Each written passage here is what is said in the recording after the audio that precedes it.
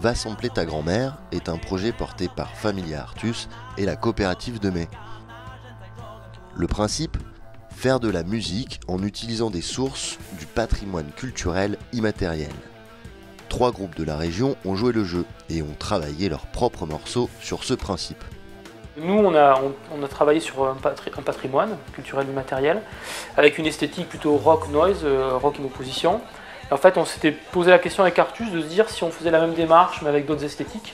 Si par exemple nous, on avait démarré et qu'on était plus plongé dans le hip-hop ou le reggae, ça aurait donné une autre esthétique, quoi. Avec la même matière, on aurait pu obtenir un autre résultat.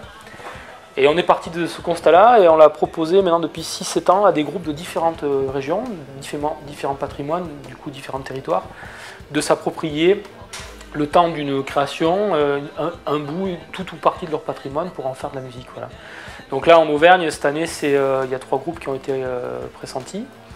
Il y a la Granja Orchestra qui est plutôt dans une esthétique reggae. The Imposture qui est plutôt dans une esthétique electronica. Voilà.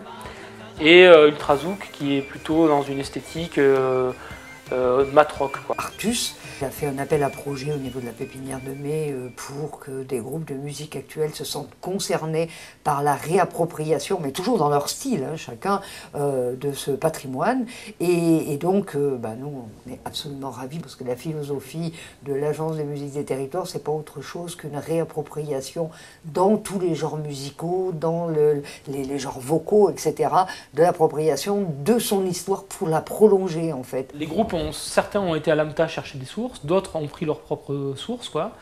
Et ils ont travaillé en autonomie, en partie, et puis avec nous aussi sur certains passages, pour arriver à développer finalement un projet, une création. Ici, la grange dans laquelle on répète depuis toujours, c'est pour ça qu'on s'appelle la Granja Orchestra. En fait, elle appartient au grand-père d'Alexis.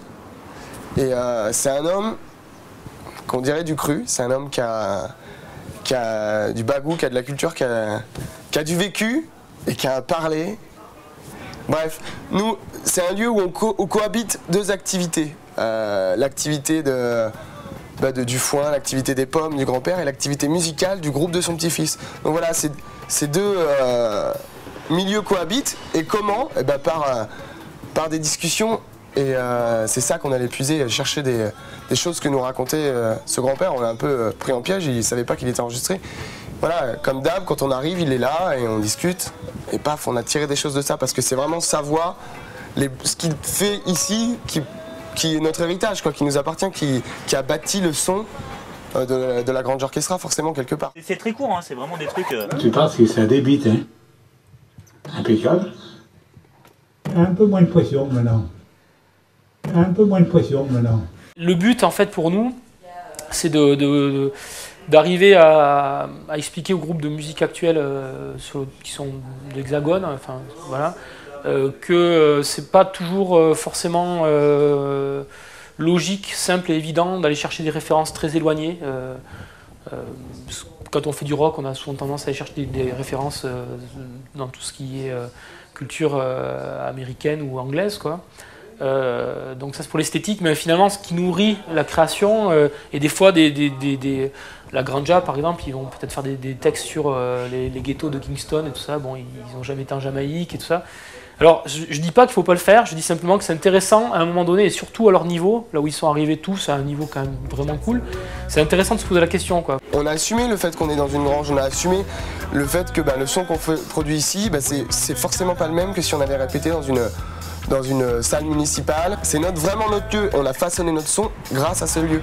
Donc, c'est sûr que de s'interroger sur des empreintes sonores de ça, davantage dans notre son, par le biais du sample, nous, c'est quelque chose qui va perdurer, enfin je l'espère. We must spread all over the world.